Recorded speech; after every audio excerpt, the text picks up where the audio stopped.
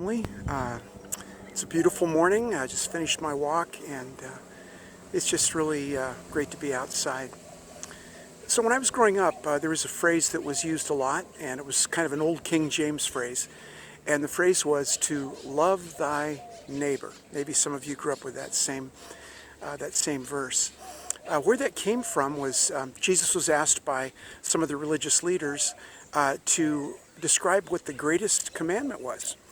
And so, as you know, Jesus said, well, I'll tell you what the greatest commandment is.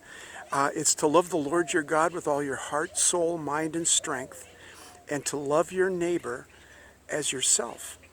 And so that was the co-commandment. It was not secondary. Part of the great commandment is to love thy neighbor. Now, in our climate, politically, racially, in every other way, I don't see a lot of loving our neighbors.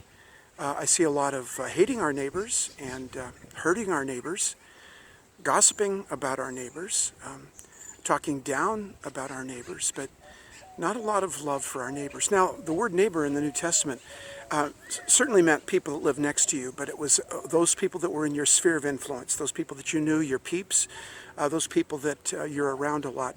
These are the ones that we are supposed to love. And Jesus also said that if we are to be known as disciples, people will see how we love each other by how that's how we're determined if we're disciples or not. So this whole idea of love thy neighbor really matters. Let me tell you a story. It was told by one of the pastors of the North Point churches in Atlanta, Georgia. And he said that last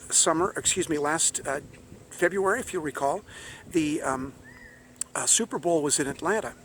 So this pastor, after he got done with his church service, he got a call from someone that said, hey, would you like to go to the Super Bowl? Well, of course I would like to go to the Super Bowl. Two problems: I don't have a ticket, and even if I did have a ticket, I couldn't afford it. And his friend said, hey, no problem. This ticket is free to you. So they're on their way to the game, and it's very exciting. And they hand out their tickets, and he gets his ticket, and he's looking at it and seeing the seat and the section and the row of where he's going to be sitting. But then he looked down in the bottom right-hand corner where it said the price of the ticket, $4,000. And he was aghast at that. I'm just amazed at that. Can you imagine $4,000 for a ticket to a football game? But his brother said, hey, no. If you look online, those tickets in that section, they are selling for $15,000. Wow. So here's the point of that story. The value of something is determined by how much somebody will pay for it. So how much are your neighbors worth?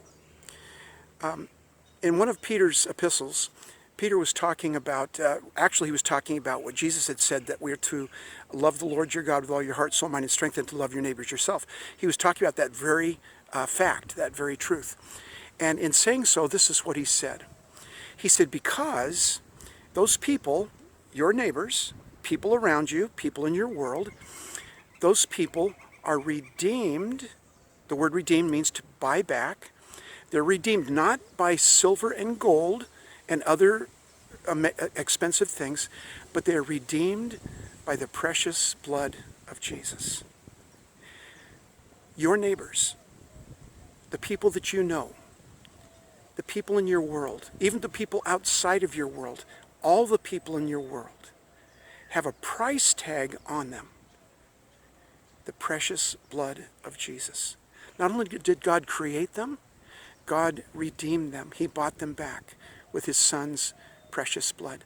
Now, when you think of that, every time you see someone that you're talking to, every time you see someone you're disagreeing with, every time you see somebody that's of a different political expression, every time you see somebody that's a different color of skin, that doesn't like how you dress or you don't like how they dress, every time you see someone like them, you need to remind yourself that there is a price sticker on their head.